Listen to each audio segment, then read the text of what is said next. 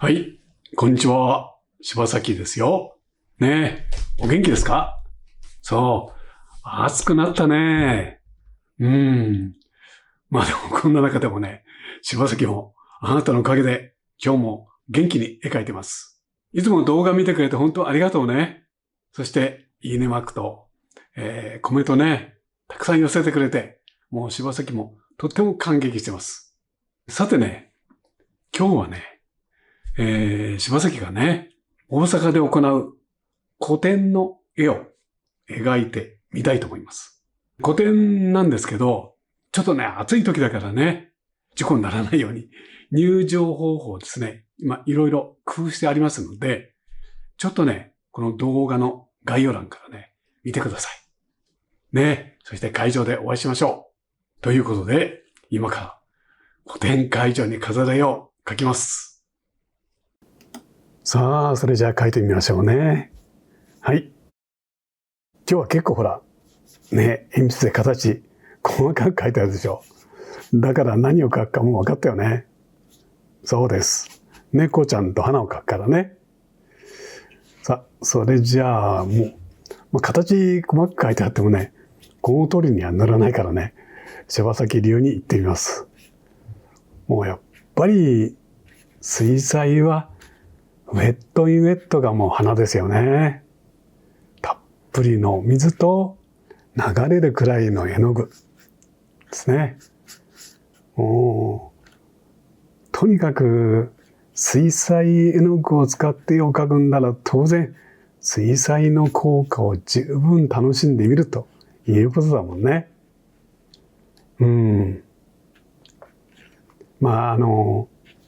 こうね、形を細かく描くと、その形に沿って細筆なんかで色をね、丁寧に丁寧に塗っていくという人も結構あるみたいなんだけども、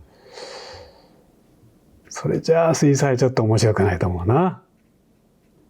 だから、形は一応描いたんだけどね。それはあくまでも目安って感じですね。はい。じゃあ一応今度は乾かしてね。ほら、こんな風に猫ちゃんの明るいパターンを作りましたよ。こうやってね、画面をね、手に持って、ちょっとね、水平にしたり、逆さにしたりしてね、こう、たっぷり絵の具をね、こう、紙の上で遊ばせてみるといいんだよね。そうすると本当に面白いんだから。もうどんどん濡らしていく。こういうわけですね。こう濡らすと、こう、紙がベコベコになるんですけど、っていうね、ご質問も受けるんですけど、それをね、ところどころ濡らすからなんだよね。全体に濡らすように描いていくと、紙全体に伸びていきますからね。だから逆に水が足らなくなったら途中でこう、霧吹きで水を足すぐらい。ね。水彩っていうだけにやっぱり水をたっぷり、絵の具をたっぷりです。はい。だからもう怖がらずに描いてみたわけね。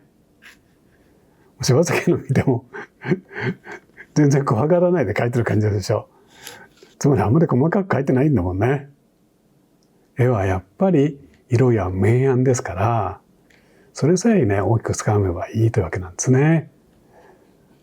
はい。じゃあ猫ちゃんです。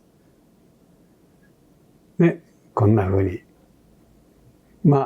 うちのマロンちゃんもそうなんだけどね、チャトラの猫ちゃんですよ。で、色はこうね、もう水彩はね、とにかく重ねるとね、色をね、だんだんこうグレーっぽくなってくるんだよね。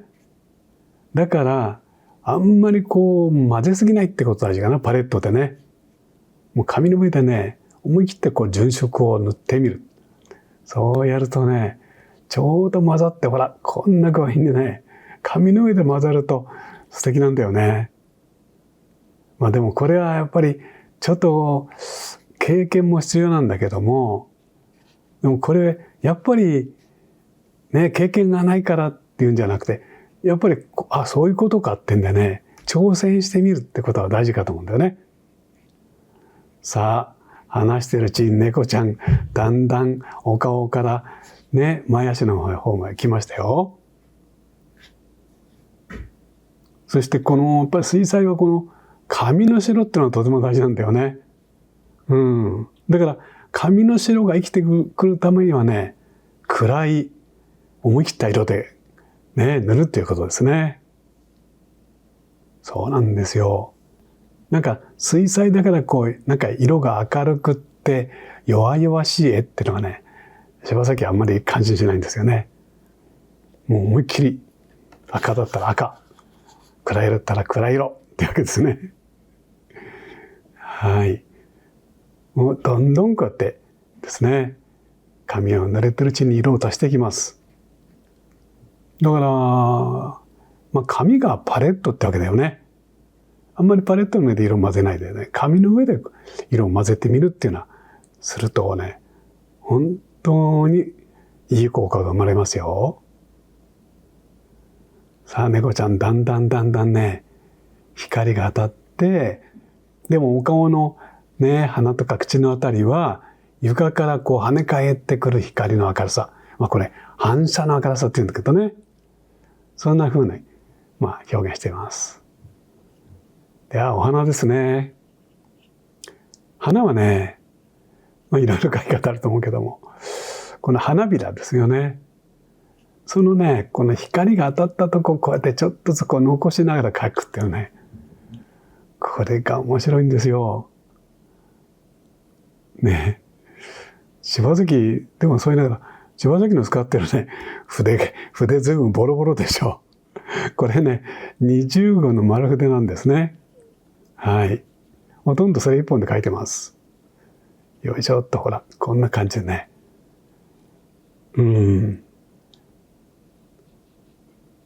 ね。少しずつこうバラの花っぽく見えるかな。はい。こんな感じはね、こう花びらがこうなんか、同心円状にこう、なんか巻いてるって感じよ。その特徴さえつかむと、バラの雰囲気出ますからね。もうお花もそれぞれ固有のね、形、デザインがあるから、そのなんか特徴をつかんで描くっていうのが大事ですね。では葉っぱです。今度は少し不透明な絵の具を使ってますよ。やっぱりこの明るい部分は紙の明るさを利用して描くのが基本なんですけども、そればっかりこう気にしてるとですね、逆にこう思い切った表現がなかなかできにくいので、基本は基本として大事にしながらもね、それでこう潰れてしまった明るい形は後からこうやって不透明のね、色で塗ってもいいですね。さあ今絵の具を飛ばして遊んでましたよ。やっぱりただ塗ったり描いてするだけじゃないんだよね。パパって絵の具を飛ばしてみたりね、ガリガリって控えてみたりね、いろいろやると楽しいんだよね。もうこれなんかほら、筆のタッチを生かしてるでしょ。今度はちょっと細い筆に持ち替えて、猫ちゃんのお目目描きます。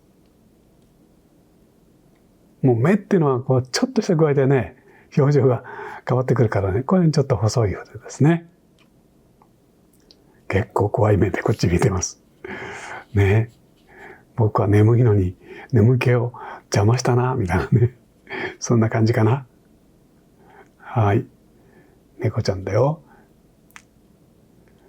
うちのマロン君もね、年にした時起こすとちょっと景気が悪いけどね。そして不透明のホワイトで、こんなね、明るい色ちょっとずつ加えてます。さあ、だいぶできてきたでしょ？どうかしら。ねえ。これで、だから思い切って最初大きく塗った意味が分かったと思うかな。はい。もう、とにかく明るいくらいですね。はね。それで色を思い切って大胆にですね。あと、ウェットを使ってみるっていうようなことだよね。じゃあ、柴崎のサインを入れてですね。はい。今日、猫ちゃんとバラの絵ですよ。よいしょ。はい。これで出来上がりです。ありがとう。はい。書き上がりましたよ。これだよね。どうだ見ていて。これ、個展会場にね、飾っておきますから、会いに来てくださいね。ところで、柴崎はですね、アートクレヨンの教室をやってます。これ月1回なんだけどね、東京日本橋のペンテルさん本社の中にある教室です。そこで柴崎と一緒にね、アートクレヨンを使ってもう楽しくお絵描きしましょう。さあ、ということで、今回は柴崎は展覧会に出す作品を描きました。ね、またすぐにお会いしましょうね。とにかく暑いから、お互いに体気をつけて、できれば大阪の展覧会場でお会いしたいと思ってます。はい、どうもありがとうね。体に気をつけて。柴崎春道公式オンラインサロン、シバーツメンバー募集中だよ。シバーツなら YouTube では話せない柴崎の特別なライブ配信を月1でお届け。さらに専用のアプリでメンバー同士がいつでもつながって楽しくやり取りができる。もちろん柴崎も頻繁に書き込みやコメントを返しています。柴崎がリアルタイムで、水彩画の基礎をあなたに分かりやすく教えるオンライン水彩画講座。メンバーになると割引価格で受講いただけます。毎月柴崎から出されるお題でチャレンジするお絵描きの会。出来上がった作品は柴崎がオンラインで公表いたします。メンバーが一堂に会して楽しくおしゃべりできるオンライン交流会。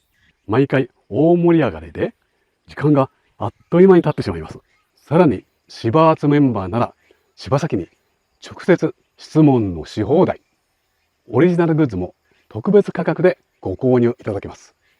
そんな柴集のメンバーが先日銀座の画廊でグループ展を開催。たくさんのお客様にご来場いただき、素晴らしいイベントになりました。さあいかがでしたか？